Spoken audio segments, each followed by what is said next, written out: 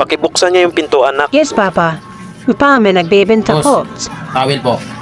Baka gusto nyo. Ay, hindi kami bibili niyan. Sige na boss, bilhin mo na. Sakto eh, ginit-init ang panahon, no? Kailangan mo ng towel. Marami kaming towel dito. Eh, dagdagan nyo. Para marami kayong option na gagamitin.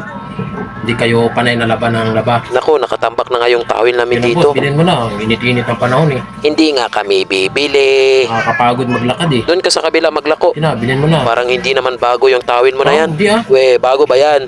Bago to, binili ko to sa Divisoria eh. Sakto, di na kayo pupunta doon.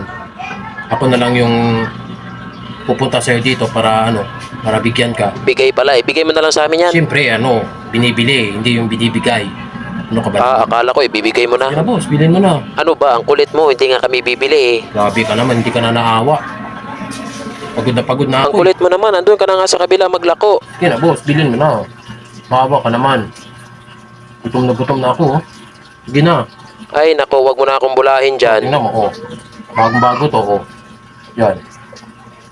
Ay, Oh, di ba? Kita mo, sabi ko hindi bago eh. Naano lang to kanina, nasabit lang dun eh. Nabutas. To. Sinungaling mo naman. Sige na boss, bilhin mo na boss. Kunti na lang. Oo nga, konti nga eh. Ayaw ko nga bumili. Ano ba? Hindi ka naman naawa sa akin. Sige na. Bingi ka ba? Sabing ayaw eh. Tsaka hindi naman bago yan eh. Wala ngayon. Nasabit dun kanina kasi ang sikip-sikip ng daanan. Bahala ka dyan. Umalis ka na. Hindi kami bibili niyan. Dami kami niyan. Sige na boss, bilhin nyo na. Grabe nyo naman. Napakadamot nyo naman.